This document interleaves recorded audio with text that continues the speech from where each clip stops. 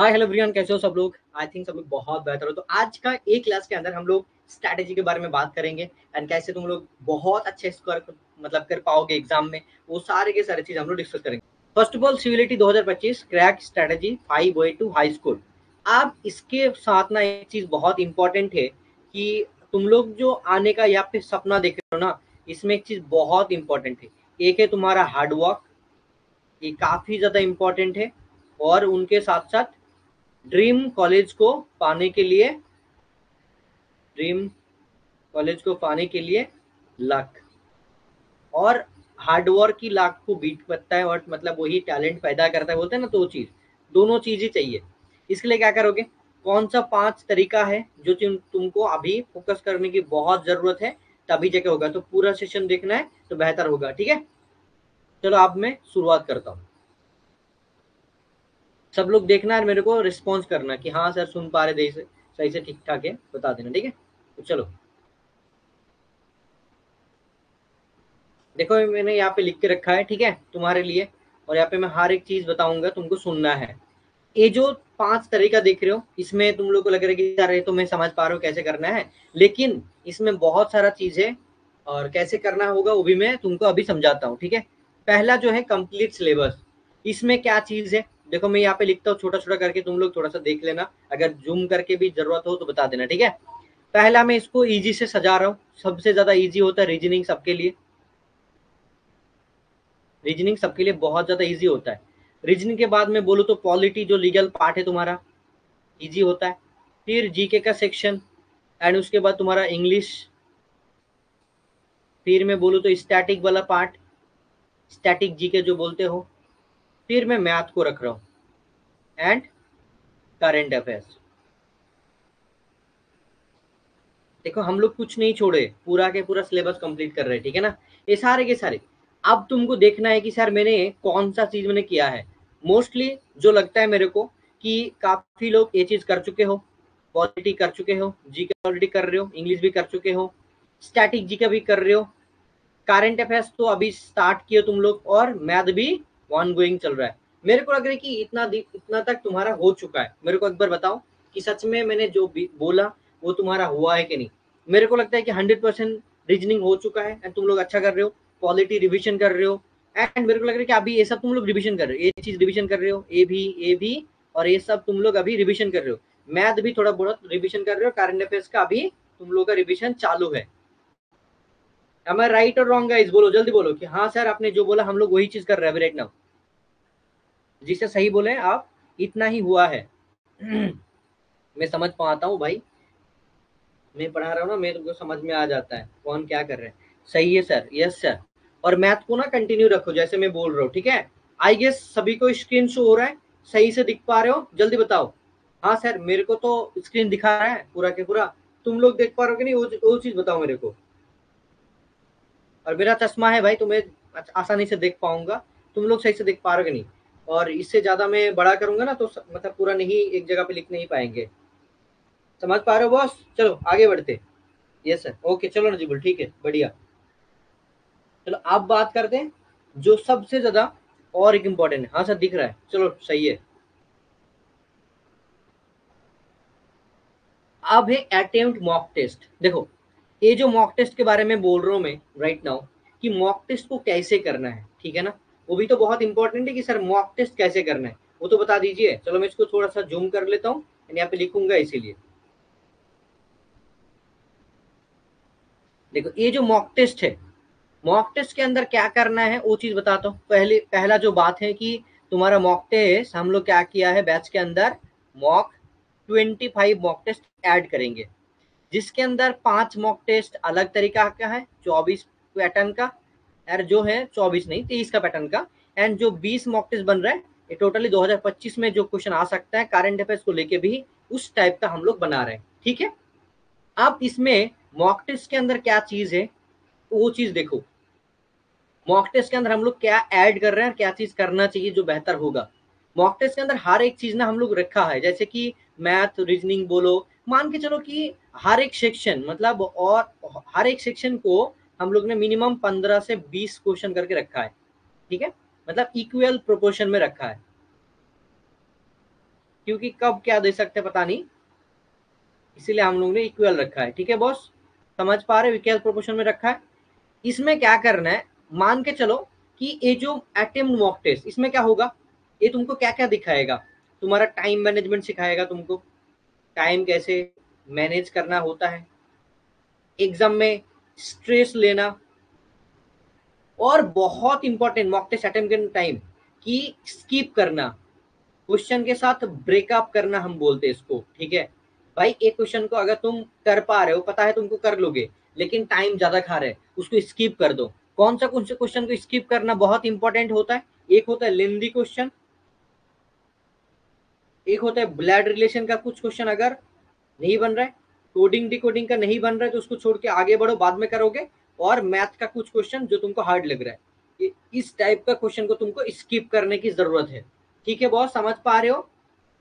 ठीक है, ये होता है तुमको अटेम्प्ट मॉक टेस्ट सिखाएगा। अभी तुमको ये चीज के ऊपर ध्यान लगाना है।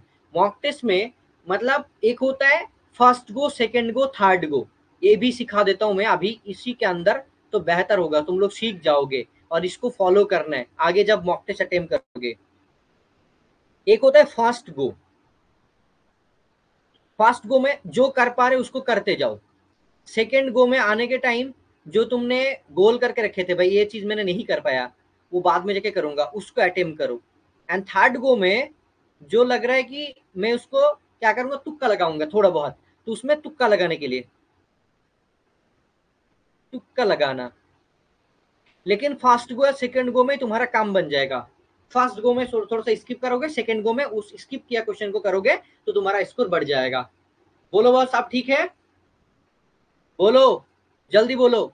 ये सब चीज करोगे आगे से, देखना तुम्हारा स्कोर कैसे बढ़ेगा और कितना कॉन्फिडेंस बिल्ड होगा खुद के ऊपर। मैं थोड़ा सा जूम किया तो थोड़ा सा छोटा दिख रहा है, लेकिन पूरा लिखना भी जरूरत है। और मैं इसका फोटो भी दूंगा तुम लोग को स्क्रीनशॉट लेके, इसीलिए मैंने यहाँ पे लिख रहा हूँ। ओके गाइस,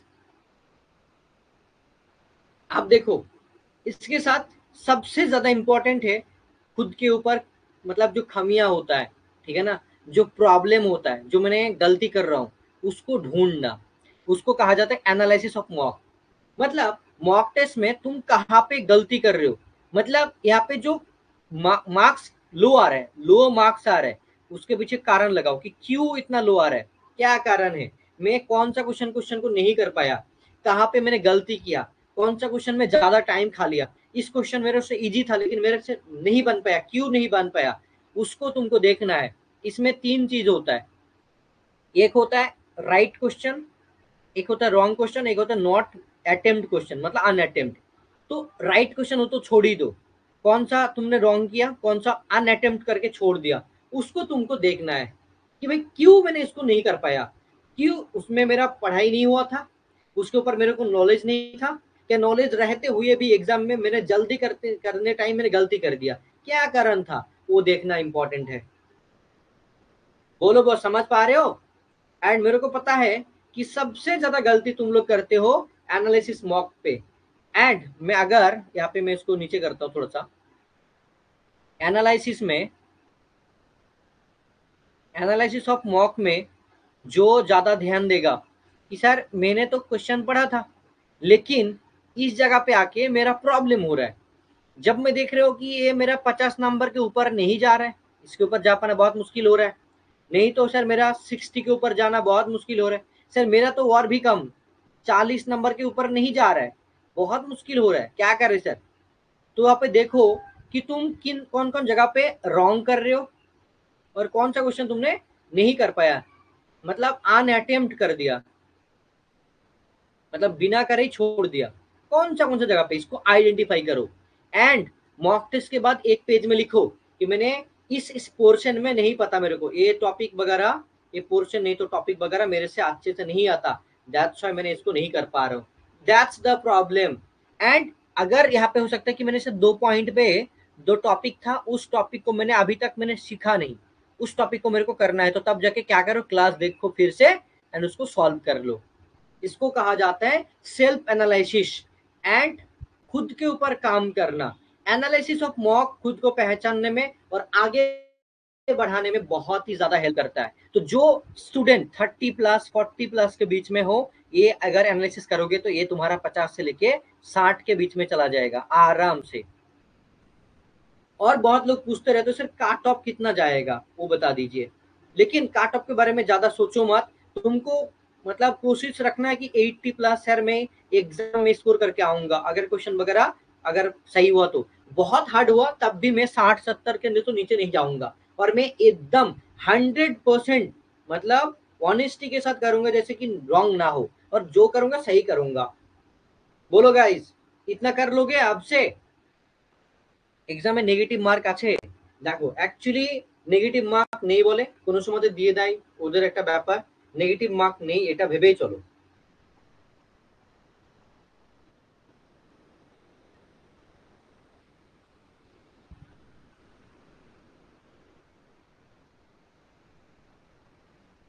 ठीक है, बोलो मसूद, समझ में आया?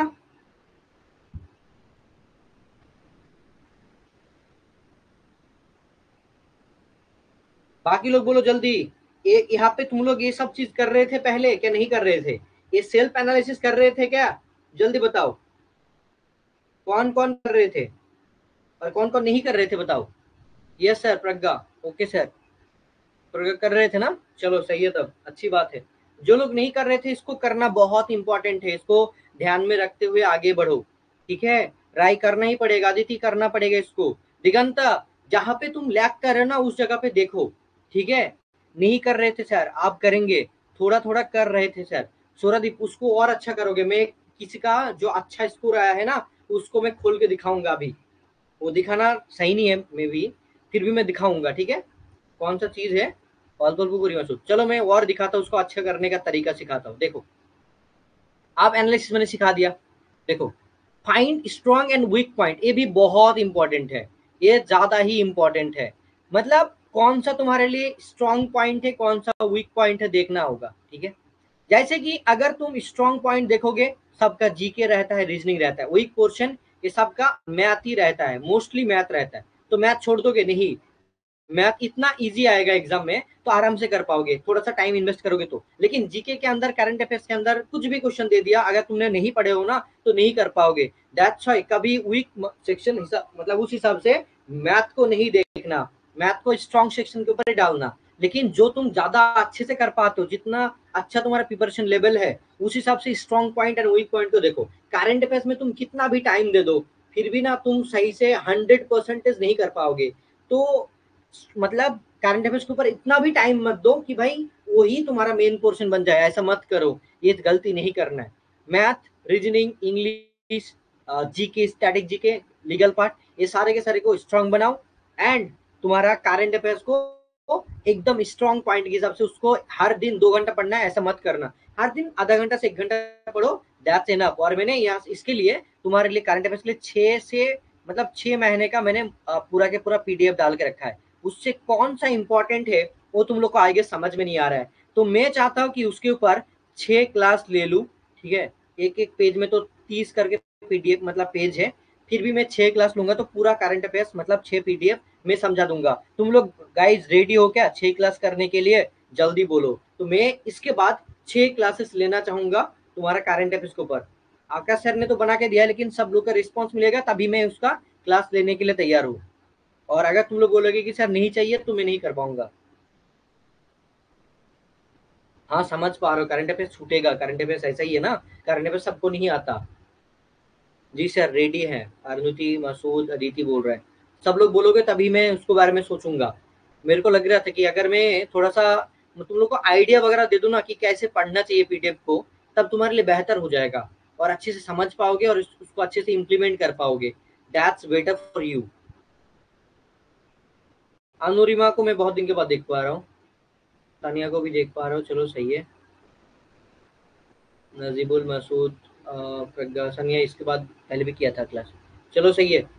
मतलब देखो करंट अफेयर्स तो खुद ही पढ़ना पड़ता है, फिर भी अगर मैं थोड़ा सा हेल्प कर दूंगा ना तो तुम्हारे लिए बेहतर हो जाएगा और ज्यादा अच्छे से कर पाओगे, एफिशिएंट बन जाएगा। ठीक है, मैं कुछ स्टूडेंट का दिखाता हूँ कितना स्कोर किया है और कितना अच्छा बन सकता था, वो भी मैं दिखाऊंगा अभी तुम लोग को। रुको, इसके पहले इसको खत्म करने दो। अब देखो इसके बाद आता है सबसे ज्यादा इंपॉर्टेंट जो section, try again and revision. तो ये होता है 5 तरीका, अगर इसको फॉलो करोगे तो भाई आराम से तुम्हारा सिलेक्शन हो जाएगा, कोई नहीं रोक पाएगा तुमको, आराम से हो जाएगा, सच में कोई नहीं रोक सकता। मैं यहाँ पे स्क्रीनशॉट लेना चाहता हूँ, ठीक है, तो मे भी बेहतर होगा।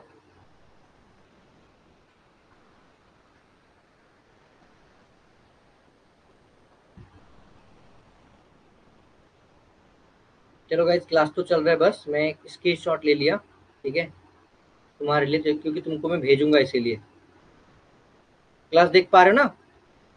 चलो चल रहा है, मैंने एक स्क्रीनशॉट ले लिया, वो तुमको दे दूंगा क्योंकि बहुत लोगों को नहीं मिलेगा वो चीज, इसीलिए, ठीक है।